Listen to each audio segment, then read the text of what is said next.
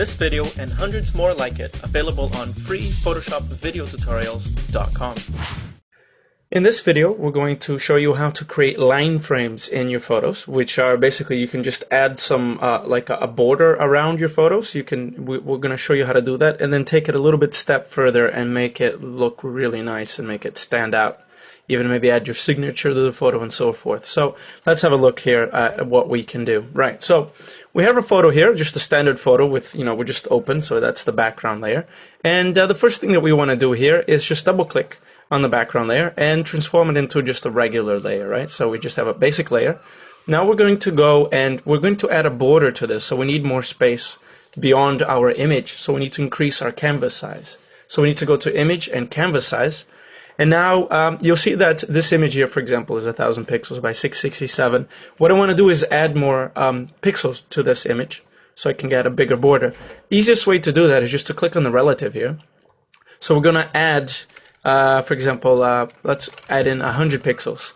So it's going to add 50 pixels on the left, 50 pixels on the right, and top and bottom. So it's relative to the size, right? So it's independent of the size. We're just adding 100 pixels at every direction. So there we are, right? Okay, we're going to bring up our layers palette again here. Now, I don't usually like looking at transparencies, so I don't know if you're in the same way. So I'm just going to create another layer here, drag it to the bottom, and fill it with Control and Backspace, because I'm on black to white here, so Control and Backspace would fill it to white. So here we are, we have a nice little white border around our photo, and we're ready to add our frame. So what we want to do here is just to go ahead and click on Control, hold down Control and click on the photo. You can see that the hand icon changes to the little marching ants, and we're making the selection of the photo. So we're just grabbing the size of the photo, right, the selection of it.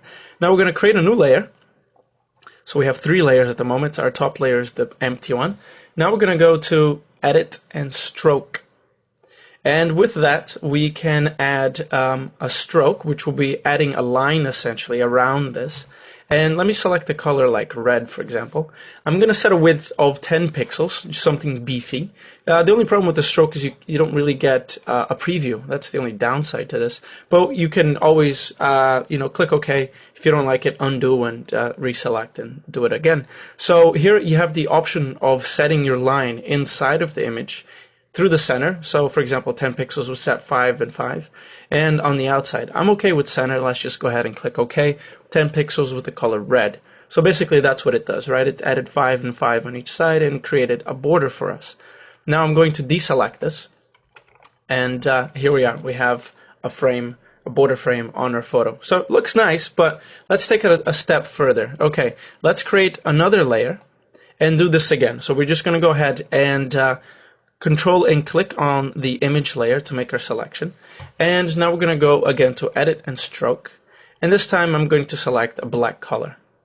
Okay, leaving the same settings, going to click OK. So I'm going to deselect. Now we have 2 frames. We have a red one and a black one. Now, using what we've learned in the past with layer masks, we're going to add a layer mask to the black layer. Okay.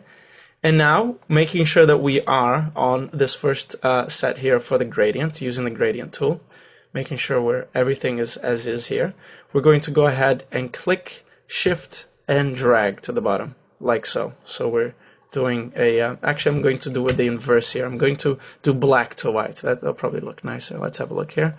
Okay, yeah, that looks good. Okay, so we're going from red to black, so it's getting progressively a bit darker, our frame here. So all of a sudden it's already starting to look a little bit more punchy, a little nicer, I find.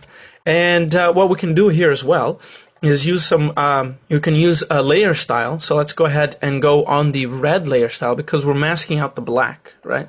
The black is being masked out. So what we want to do here is just apply a layer style to the red, which is all there, but being at the bottom here, the black is coming on top, right?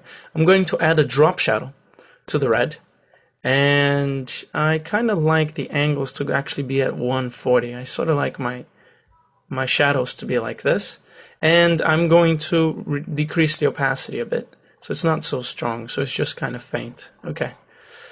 So here we are, we've added a nice photo frame to our picture. Now what we can do is, what do you say we sign this picture, huh? So let's select our color to white here, and I'm going to put in a name here. Let's just a generic name, for example. I'm going to increase the size here. Size is coming pretty small here. Okay. And I'm going to select a nice sort of a script font here. Okay, that'll do. And so there we have it. We have our signature, which we can also add a layer style, a drop shadow to here. Let's just quickly add a drop shadow. And there we are. We've created a photo frame, even added a signature, and look how much more our photo pops out. If you enjoyed this video, show your support by subscribing, rating, and adding it to favorites. Leave comments on our website and we'll create even more videos that interest you.